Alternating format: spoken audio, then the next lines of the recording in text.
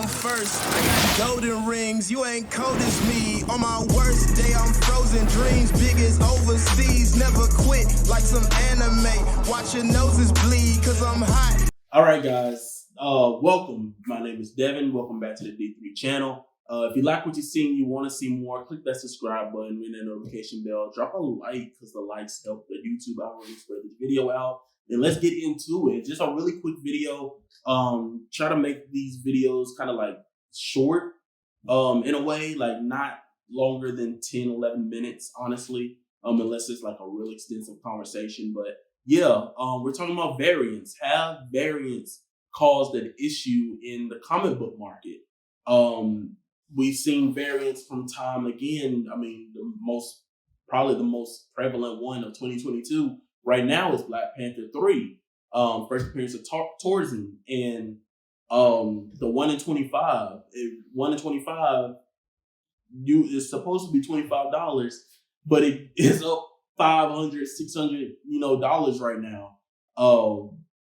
And that's just a variant instead of how it was back in the day, where you really just had two versions of that book, whether it was the direct edition that you found in the store or the newsstand copy. But it was always just the same cover, same issue, same effect, same issue. And so you kind of have this thing where, sometimes you can get the cover A or something, but because the variant, there's a special variant or a low print run variant or anything like that, it pushes that way higher. And so does it affect the market? Does it kind of, make things kind of inflated in the comic book market when it's just so many variants out there? So many, like one book will have 10 variants out there and, won't make it as special to get or anything like that. Does it happen? And I don't know. I'm seesawing on that and stuff. I don't go get into them as much. Probably the most thing I would ever do for a variant is maybe get the cover B of something if I like the cover B more than the cover A or whatever. I try not to go into buying the only 600 of these or anything like that. But that's my preference. If you're the opposite, hey, do your thing. Nothing wrong with that. Not shunning you, not judging, anything like that. Everybody collects differently. We collect the same, but we collect differently at the same time.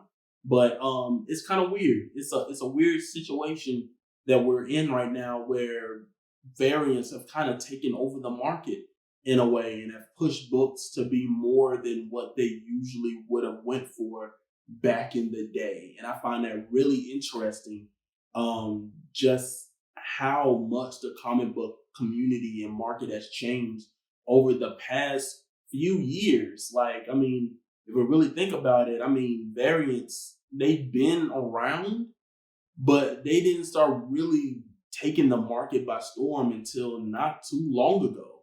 Like, it wasn't until we started finding out there are different covers of this said book and start hunting those, and then those start to go up and makes it harder to get the cover A or the cover B or the rare variant or just the one variant that came out for that cover A, and that makes that book 10 times higher, stuff like that. It's just so much going on, and it kind of just really sit and makes you wonder, how long will this last? How long will the variant market kind of last now and stuff? It's just interesting to watch live shows and eBays and whatnot, stuff like that, of variants and everything, and wonder how cover A's would have gone if it was just a cover A of that book, but was either a newsstand or direct edition. Like, if the variants just stop printing, will these books command the same as the variants, or do variants offer a different side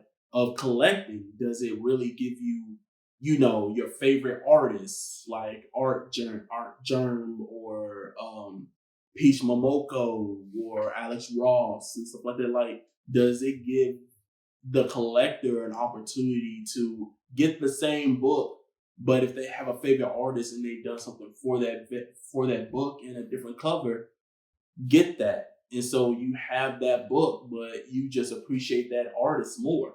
So it's an interesting thing. Like, just this is more of just an open topic discussion video. Honestly, I don't have a set answer because I don't know. I don't know the answer. It's just I'm in it. Like, I collect the hip hop variants. It's just, I mean, my Strange Academy in the 9.8 is the J.